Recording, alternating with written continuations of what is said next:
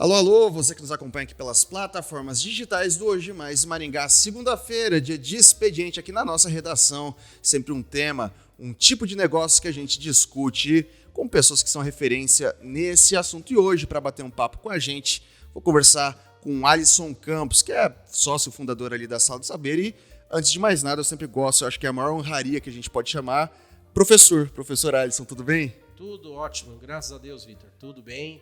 E esse ano, um ano bem atípico, né? Mudando completamente, mas tudo ótimo. Pro pessoal, cara, olha que coincidência. A gente estava conversando ali. Antes de fazer jornalismo, eu fiz engenharia. Eu tive a honra de ter tido aula com o professor Alisson. Ele não lembra, provavelmente, faz quase 10 anos. Eu fui um aluno não tão exemplar, talvez do ponto de vista das notas. Até larguei a engenharia para fazer o jornalismo. Mas ele me deu aula de eletromagnetismo, veja só. É uma matéria que o pessoal não gosta muito, o pessoal tem um pouco de medo, né? Não era fácil não, vou ser sincero com o senhor que não era fácil não, tá? Exatamente, o pessoal tem um pouco de medo mesmo. O professor, eu queria começar, vou chamando de professor, tá? Tudo bem. Eu queria começar, assim, a gente teve esse período da pandemia, eu acho que a gente teve alguns aspectos que eles persistem, né? E eu acho que o que mais se discute hoje são as deficiências que os alunos desenvolveram em decorrência da defasagem de ensino por causa da pandemia. Então, improvisou-se ali durante muito tempo a questão do ensino remoto. Quando eu digo improvisou, porque o ensino remoto ele não é como o EAD. O EAD tem uma metodologia diferente, tem todo um conceito diferente. E o ensino remoto ele veio como meio que para tapar o buraco ali. Teve pessoal que foi utilizando dessa forma. Eu queria começar perguntando para o senhor o seguinte. Quais são as principais deficiências que o senhor, como professor, hoje identifica nos alunos nesse período durante e pós-pandemia? Bom, é o seguinte, Vitor. Os alunos, primeiramente, já tinham um pouco de dificuldade, que já era comum já de uma defasagem. Porém, isso aí aumentou absurdamente, tá? Porque o que acontece? Quando foi para trabalhar esses cursos, né, o pessoal estudando de casa, né, remotamente, os professores não estavam preparados. Ninguém estava preparado. A escola não estava preparada, o aluno não estava preparado, o pai do aluno não estava preparado. Então, ninguém estava preparado para isso. E, de repente, do nada, eles tiveram que preparar para começar a fazer isso. Vou dar um exemplo para você. Quando nós vamos fazer a gravação lá na empresa, por exemplo, nós temos uma pessoa que faz a gravação, uma pessoa que faz a edição do vídeo, nós temos a pessoa que vai colocar o vídeo lá em cima, tem a pessoa que vai ver se o vídeo ficou bom, e aí tem a pessoa que vai alimentar também com os exercícios para a pessoa fazer. Agora imagina que tudo isso tinha que ser o professor. Ele tinha que gravar, fazer tudo isso dentro da casa dele, mas na casa dele tinha cuidar dos filhos, tem um animal às vezes que tem que cuidar, ele não tem um ambiente para fazer isso, então foi bastante complicado. E daí é até bom o senhor citar isso, acho que a gente pode até partir também nesse começo de bate-papo a questão da Sala do Saber, que é a escola de vocês, é uma escola no formato EAD, formato remoto, qual que é a diferença de um para o outro, como que funciona a Sala do Saber?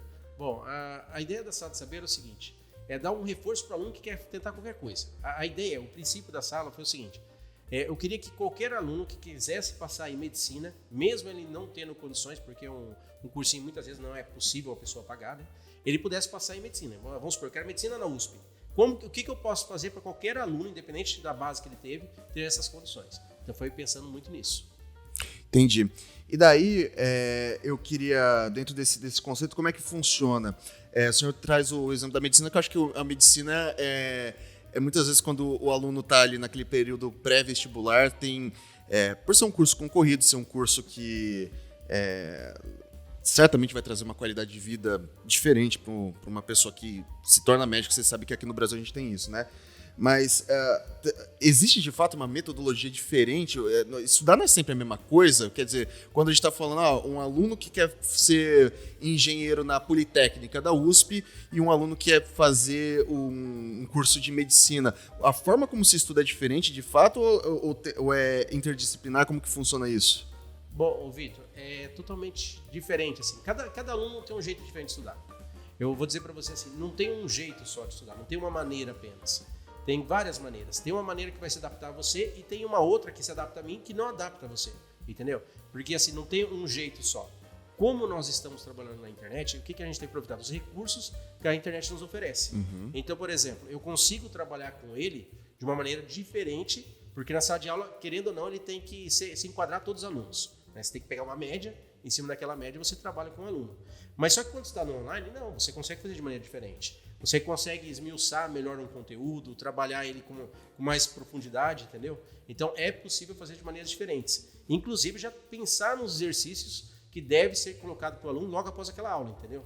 Então isso é importante também. O meu pai é professor também, meu pai é professor universitário, ele fala que assim, você tira a média do aluno é uma curva de Gauss, né? Exato. Então você tem ali o pessoal que tira 0, você tem um cara que tira 10, e ali você tem que chegar no pontinho de Gauss, que é a otimização do esquema de ensino. É mais ou menos por aí? É, mais ou menos por aí, sim. É que assim, nós temos que, dentro de uma sala de aula não vai ser igual a outra, né? Cada sala de aula é diferente. Mas só que o professor, ele não tem o que fazer, ele tem que pensar na turma com quem ele está trabalhando. Em cima dessa turma, ele vai trabalhar de uma maneira. Com a outra turma, ele não vai trabalhar exatamente igual. Porque o professor, querendo ou não, ele tem que se adaptar com a turma que ele tem para ir trabalhar. Entendi. Daí me conta um pouco da história da Sala do Saber. Então, o senhor é sócio fundador, mas se é sócio, pressupõe-se que tem outras pessoas que atuam, né?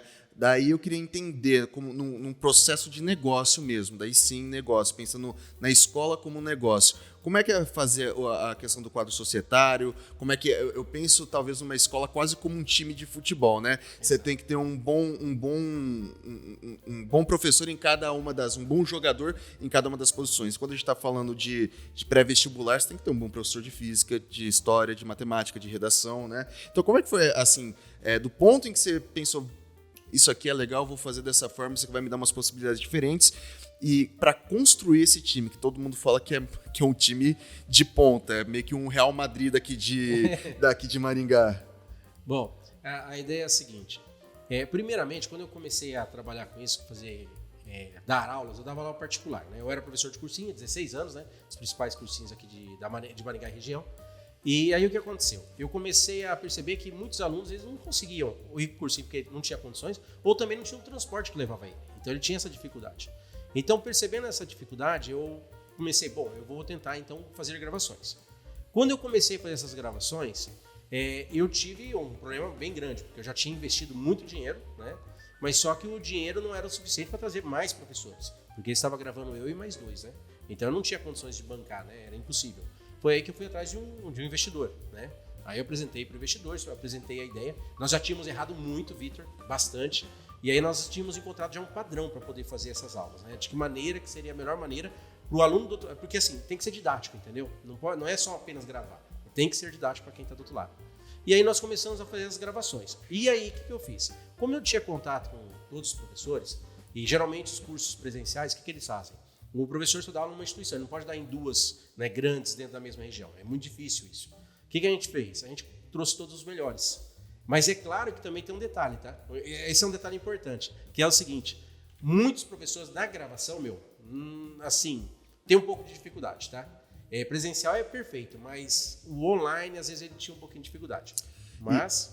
Eu lembro muito da minha época de pré-vestibular, e assim, tem uns professores que eles são artistas. Exatamente. Eles são showman. Você não está assistindo uma aula, você está assistindo quase que uma palestra. Cada aula é uma palestra. O cara faz... Eu não fiz o meu ensino médio aqui, eu fiz o meu ensino médio em Araçatuba, no Tati, na época hoje é SEB, mas era o Tati Coque, lá em Araçatuba, né, do Chaim.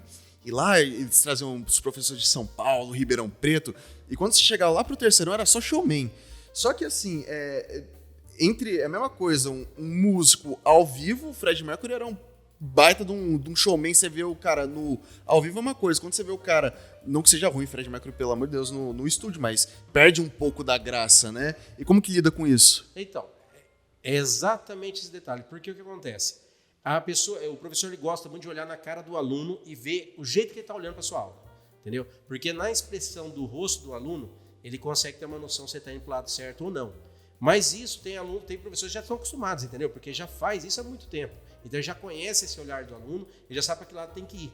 Então, assim, ele acabou tratando a câmera como se fosse vários alunos, entendeu? Que é o que realmente está acontecendo. Legal.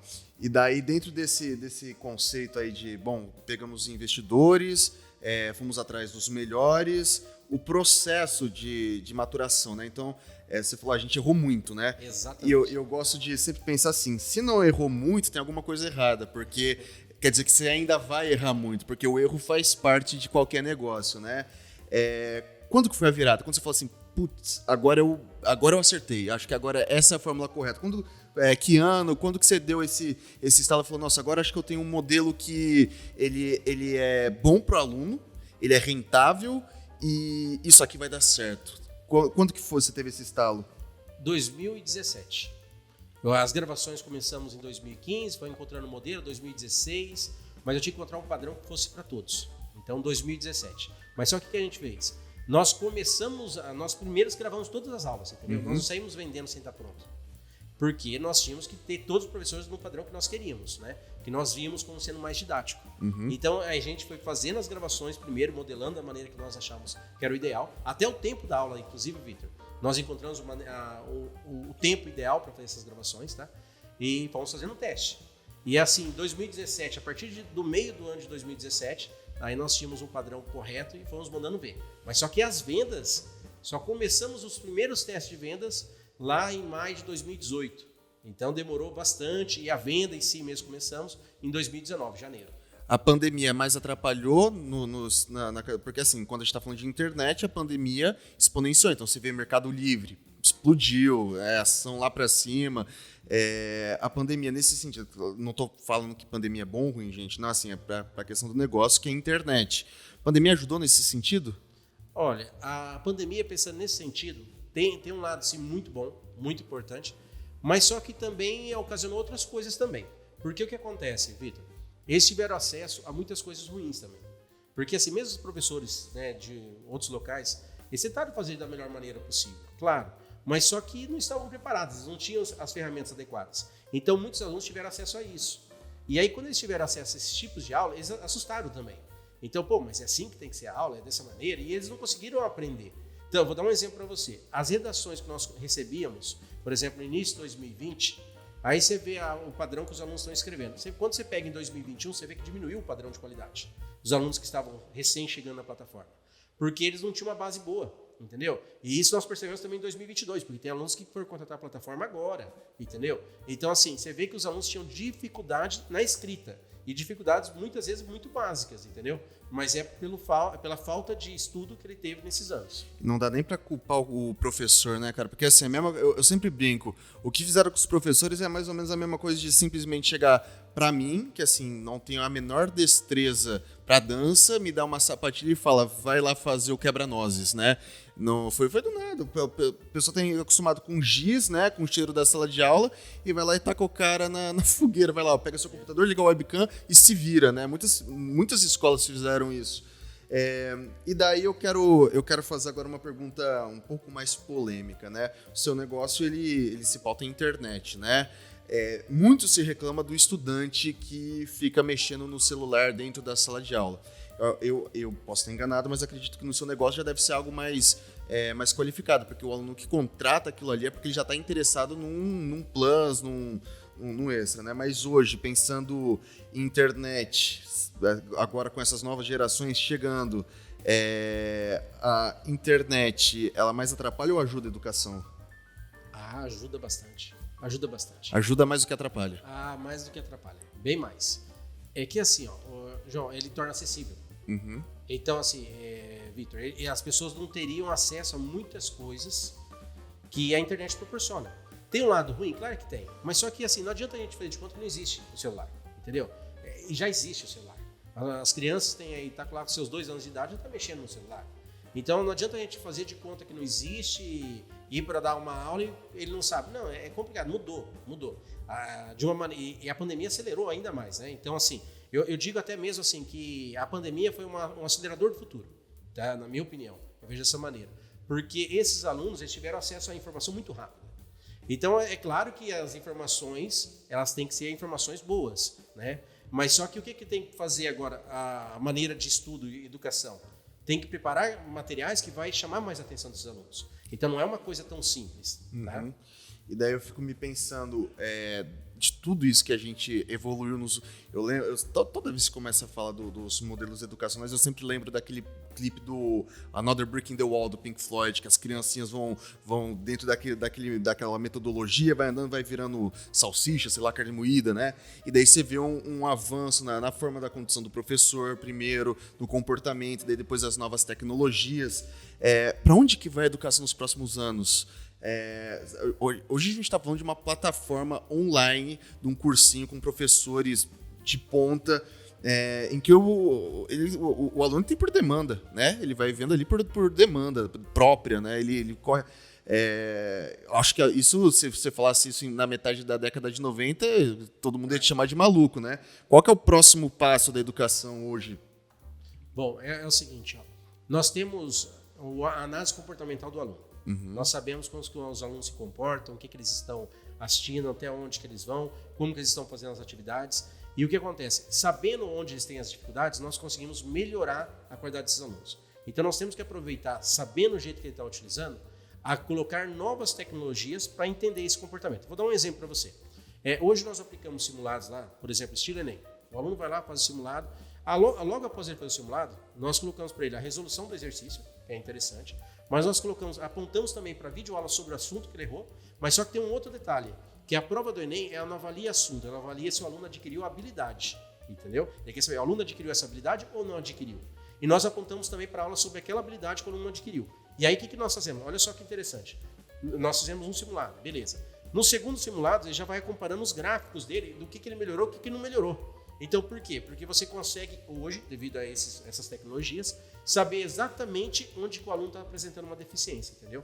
Então, através desses dados, nós conseguimos apontar para o aluno o que ele tem que fazer. Você tocou na parte do Enem, a gente teve recentemente aí, semana passada, a abertura das inscrições do Enem, exatamente, né? E, assim, considera o Enem uma prova justa?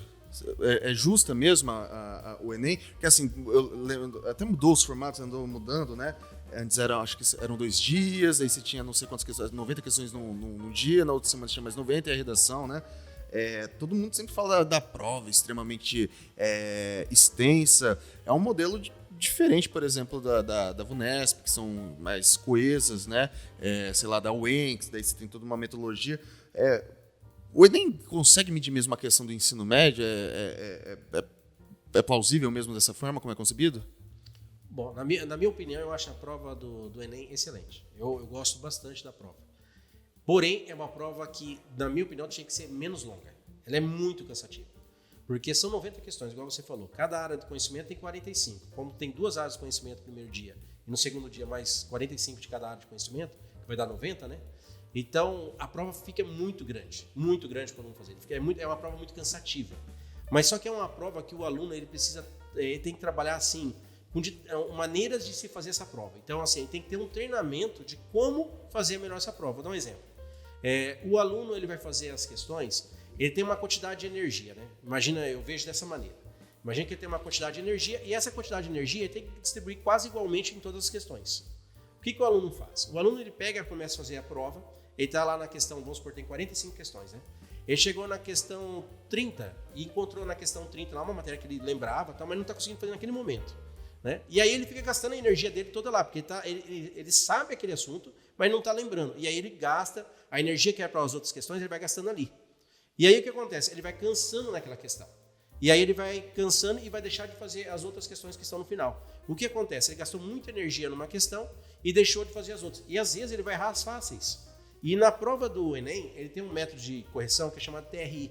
Né? E nesse TRI, ele vai fazer o quê? Pela média dos alunos que estão fazendo essa prova, ele vai analisar assim, se o aluno acertou uma questão fácil e ele errou uma questão difícil, beleza. Agora, se o aluno errou uma difícil, ou errou uma fácil e acertou difícil, então ele chutou. Se ele chutou, então ele tem que ganhar menos pontos.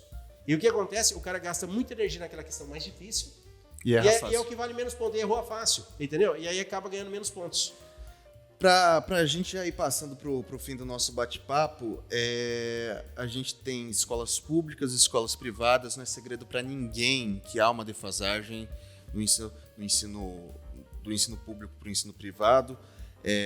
Não vou aqui alegação se é por questão de investimentos, se é por questão de professores, se é por questão de alunos. Assim, o fato existe, né? A gente parte do pressuposto há uma defasagem, né? Minha pergunta é, educação é democrática hoje? 2, o que a sua plataforma pode auxiliar nisso? E 3, qual que é o grande segredo para passar no vestibular? Não vale falar que é só estudo, porque essa todo mundo já sabe. Bom, primeiro com relação a ser democrático, não acho. É totalmente diferente. Gente, igual você comentou mesmo, acho bem diferente. Porém, com o ensino online, ele torna muito mais acessível. Então, torna-se, na minha opinião, muito mais democrático, tá? Então, para a pessoa ficar mais fácil, porque consegue ver no tempo dele, entendeu? E cada um tem um tempo diferente. Aí, agora, com relação ao que, se realmente, para ele estudar, o que ele tem que fazer para passar num curso? Por exemplo, vou dar um exemplo. Eu tenho que estudar 14 horas se eu quero passar em medicina. Tem aluno que talvez tenha que fazer isso. Outros não. Então, não é quantidade, é qualidade, entendeu? Então, é qualitativo. É por isso que é importante analisar o perfil desse aluno, entendeu? Porque se você conhecer bem esse aluno, você está conhecendo ele. Até mesmo ele se autoconhecer. Isso é importante. Porque se ele se autoconhecer, às vezes o melhor horário dele de estudo ele está estudando no horário errado. Porque o que acontece? O presencial obriga ele a assistir aula naquele momento. Mas se ele está fazendo da casa dele, por que ele tem que fazer aquele momento a aula? Por exemplo, eu não quero assistir geografia, mas eu quero química. Por que eu tenho que fazer geografia se eu estou em casa? Entendeu? Então, assim, isso é extremamente importante. A pessoa poder escolher o melhor momento para ele. E você sabe, eu acho que eu fui aprender isso da tarde. Eu não sei, eu acho que o pessoal força a gente sempre muito cedo no Brasil. 17 anos, você escolher a profissão da sua vida, é muito cedo. Concordo. Muito cedo. Fui entender o que eu queria, mais ou menos na faixa dos 20, né? Fui aprender a estudar mesmo com 21, porque antigamente, eu lembro disso, quando eu estava na época do vestibular, eu decorava. Pegava lá, escrevia 10 vezes a mesma coisa para ver se entrava e decorava. Quando eu entrei na faculdade e fui fazer o jornalismo, eu vi que não é decorar, é entender. Porque se você entende, você não esquece. Exato. Tem coisa que eu assisto, que eu vejo, até hoje a pessoa fala alguma coisa, eu falo, não, mas é isso. A pessoa vai lá pegar no livro e fala, pô, é verdade. E assim, não é nenhuma citação literal, né? É uma questão de assim, entender o que o autor está falando, para depois de entender, você falar, poxa, daí isso aqui faz... Porque quando você entende, você coloca a aplicação na vida, né? Acho que é isso. Exatamente. Acho que é isso que falta um pouco, né, professor? Exatamente. Concordo plenamente com isso. Eu acho que... Eu vou dizer uma coisa assim, ó. A educação... O cara estudar bastante, ele fazer, por exemplo, ele fez uma graduação, ele continua estudando.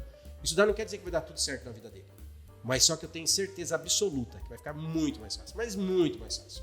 Porque vai dar coisas, ferramentas que ele não teria. Que é o que você acabou de dizer agora.